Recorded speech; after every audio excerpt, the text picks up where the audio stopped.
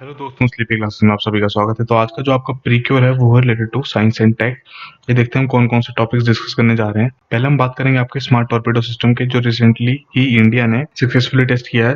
फिर हम बात करेंगे आपके चाइना जो बात कर रहा है एस्ट्रॉइड माइनिंग रोबोट को स्पेस में भेजने की। फिर हम बात करेंगे आईएमडी जो रिलीज करने जा रहा है dynamic and impact based cyclone warnings की। फिर हम देखेंगे फ्रांस और इंडिया की जो पार्टनरशिप होने जा रही है आपके इसरो 2025 विनस मिशन के लिए। फिर हम देखेंगे आपका जो कोरोना वायरस की एक म्यूटेशन है वो क्यों इतनी ज़्यादा ट्रांसमिसिबल है।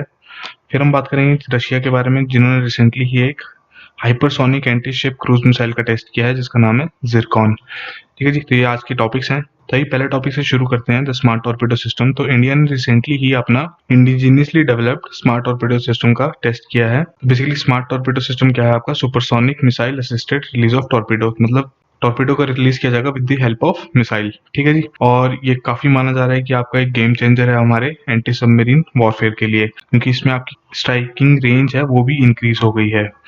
तो जो आपका बेसिकली स्मार्ट सिस्टम है इसमें आपका एक सॉलिड फ्यूल रॉकेट है along with the light weight torpedo. ठीक है जी, तो अगर हम बात करें कि इसकी कैसे किस तरीके से काम करेगा, तो सपोज आपकी वॉरहेड है, वॉरशिप है, तो वहां से आपका एक टॉर्पेडो लॉन्च किया जाएगा with the help of missile. Torpedo अपनी ट्रेजेक्टरी फॉलो करके एक पर्टिकुलर रेंज में डिप्लॉय हो जाएगा वाटर में। ठीक है जी, और ये रेंज कैसे डिटेक्ट करेंगे हम? थ्रू सैटेलाइट्स कर सकते हैं, या शिप्स के जो रेडार्स हैं इन सब चीज़ों से वो डिटेक्ट कर सकते हैं, या हम ड्रोन्स के थ्रू भी डिटेक्ट कर सकते हैं। यहाँ पर आपकी जो राइवल सबमरीन होगी वो वहाँ प्रेजेंट होगी। सो तो टॉर्पेडो जब आपका वाटर में एंटर करेगा तो उसके बाद वो अपना ही सर्च पैटर्न फॉलो करके आपकी राइवल सबमरीन है वहां पर हिट करेगा। ठीक है जी, तो इस तरीके से हमारा ये काम करेगा स्मार्ट सिस्टम। बेसिक्स अगर कॉन्सेप्ट क्लियर करना हो टॉर्पेडो का, तो बेसिकली आपका ये अंडर वाटर रेंज वेपन है जो कि सबमरीन्स में यूज किया जाता है। और जो आपका टॉर्पेडो भी यूज हुआ है उसका नाम है वरुणास्त्र। आई होप थोड़ा आपको टॉपिक क्लियर हो गया इससे रिलेटेड। आइए दूसरा टॉपिक देखते हैं आज का आपका।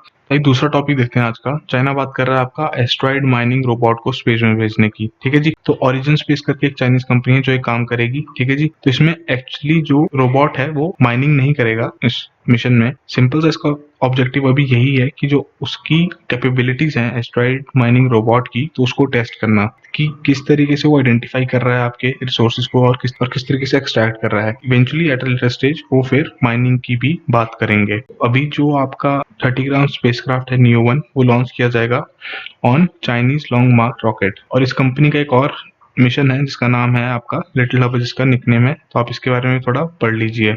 तो एक थर्ड टॉपिक देखते हैं आज का आपका, कि जो आपका इंडियन मेट्रोलॉजी डिपार्टमेंट है वो बात कर रहा है डायनेमिक और impact based cyclone warnings issue करने की। तो जो आपका प्री और पोस्ट मानसून मंथ्स होते हैं वो बेसिकली आपका साइक्लोन सीजन होते हैं, जिसमें आपका काफी ईस्टर्न कोस्ट डैमेज बियर करता है। ठीक है जी, तो ये जो आपकी डायनामिक और इम्पैक्ट बेस्ड साइक्लोन वार्निंग्स हैं ये पर्टिकुलरली आपको हर एक डिस्ट्रिक्ट के लिए मिलेगी, ताकि जो आपका इकोनॉमिक लॉस है, जो डैमेज प्रॉपर्टी है, वो मिनिमाइज कर सकें। Suppose a district is going to be hit by winds of speed around 160 kilometre per our.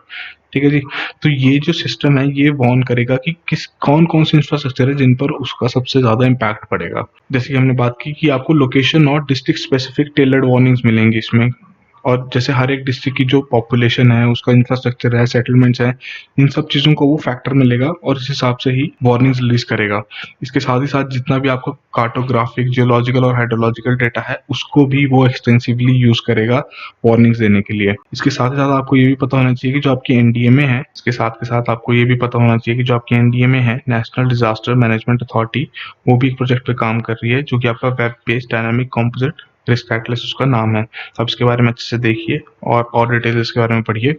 और इसमें आपका आईएमडी भी कोलैबोरेट कर रहा है, और जितने भी आपके कोस्टल स्टेट्स हैं उनकी स्टेट गवर्नमेंट्स भी इसमें कोलैबोरेट कर रही हैं। तो बेसिकली ये आपका थोड़ा सा आइडिया होना चाहिए किस तरीके से साइक्लोन्स को क्लासीफाई किया जाता है और किस तरीके का वो इम्पैक्ट करते हैं कोस्टल एरियाज पे। ठीक है जी, आइए थर्ड टॉपिक देख तो अगले टॉपिक के बारे में बात करते हैं कि जो आपका फ्रांस है और इंडिया है वो पार्टनरशिप कर रहे हैं आपके इसरो के 2025 विनस मिशन के लिए। तो जो एक वायरल इंस्ट्रूमेंट है जो कि डेवलप किया गया है रॉसकॉस्मोस और पैटमोस द्वारा। वायरल इंस्ट्रूमेंट बेसिकली आपका Venus infrared atmospheric gases linker, तो ये सिलेक्ट कर दिया गया है इसरो द्वारा।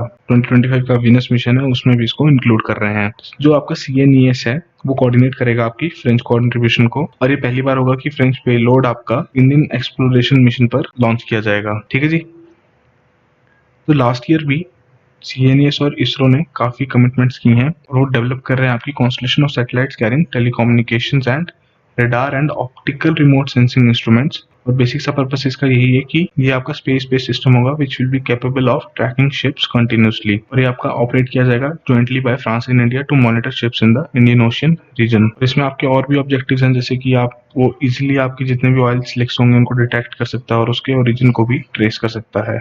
जो आपका CNES और इसरो है वो आपके क्लाइमेट मॉनिटरिंग सैटेलाइट्स को ऑपरेट कर रहे हैं साथ में।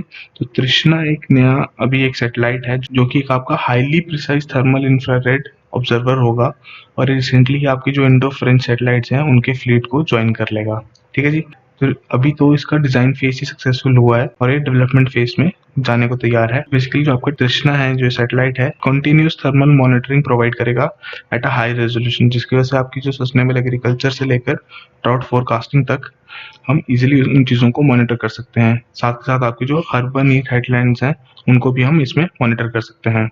तो ये अगले टॉपिक पर हम बात करते हैं आपके transmissible mutation of corona virus. तो रिसेंटली ही पता लगा है जो आपकी D614G म्यूटेशन है वो सबसे ज़्यादा पाई जाती है कि वो सबसे ज़्यादा ट्रांसमिसिबल है देन अदर्स। ठीक है जी। तो जो आपके RNA वायरसेस होते हैं उन्हें एक होस्ट चाहिए होता है जिसे हम ह्यूमन सेल कह सकते हैं इन ऑर्डर टू रेप्लिकेट। ठीक है जी। और जो आपके RNA वायरसेस होते हैं वो they are more prone to mutations, क्योंकि उनका अपना एक रिपेयर मैकेनिज्म नहीं होता। तो जो आपकी D614G म्यूटेशन है इसमें बेसिकली क्या होता है कि आपका जो ग्लाइसिन है G वो आपका रिप्लेस करता है एस्पार्टिक एसिड को in the 614 position in the amino acid. ठीक है जी।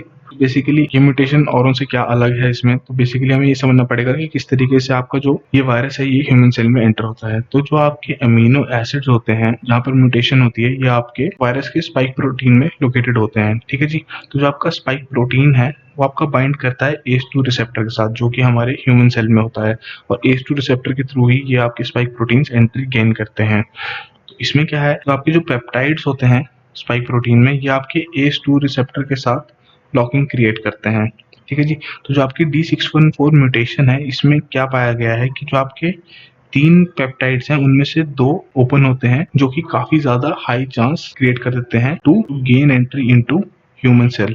हम इस डायग्राम में समझे जो आपका D614 था जिसमें आपका एस्पार्टिक एसिड था उसको रिप्लेस कर दिया आपके ग्लाइसिन ने, जिसकी वजह से इसके ज्यादा चांसेस बढ़ गए ट्रांसमिट होने के। ठीक है। तो सिंपल सा फंडा इसका यही है, जैसे कि हमने बात की कि because it allows a better chance of entering a host cell than other mutated strains. तो जो आपका ये म्यूटेशन है D614G it has higher rate of transmission. I hope आपको थोड़ा बहुत टॉपिक क्लियर हो गया हो। लास्ट टॉपिक है कि रशिया ने रिसेंटली टेस्ट की है अपनी जिरकॉन मिसाइल जो कि आपकी hypersonic anti ship cruise missile है। ठीक है जी। और ये रिसेंटली टेस्ट कंडक्ट किया आपकी व्हाइट सी में। ओकेजन क्या था इस चीज़ को कंडक्ट करने का कि आज हम उनके रशियन जो प्रेसिडेंट है व्लादिमीर पुतिन जी उनका बर्थडे था, तो उन्होंने सोचा क्यों ना आज मिसाइल टेस्ट की जाए। तो बेसिस जो फैक्ट हैं जो आपको पता होने चाहिए कि test fire was conducted from the frigate Admiral Gorchakov vessel in the White Sea. ठीक है जी। और इसकी जो मिसाइल की कैपेसिटी है क्या वो आपके डेजिग्नेटेड टारगेट को हिट करेगी of at a distance of 450 kilometre in just 4.5 minutes, जो कि आपकी काफी इंप्रेसिव है। फिर बात कर रहे हैं कि जो इसकी हाइपरसोनिक स्पीड है it can reach the hypersonic speeds of more than Mach 8। तो अगर मैक 8 को अगर आपको थोड़ा समझना हो तो बेसिकली हम कह सकते हैं रफली ये आपका 9500 किलोमीटर पर आवर की स्पीड है। इतनी स्पीड ये अचीव कर सकता है। ठीक है जी। जो हाइपरसोनिक स्पीड है वो इतनी अचीव कर सकती है ये आपकी जिरकॉन मिसाइल। तो ये बेसिकली आपका सेकंड टेस्ट फायर था, इससे पहले इन्होंने जनवरी 2020 में फर्स्ट टेस्ट फायर कंडक्ट किया था। तो अब इन टॉपिक्स के बारे में थोड़ा और पढ़िए, ये आपके 2021 के प्री के लिए काफ़ी इंपॉर्टेंट है। So all the very best.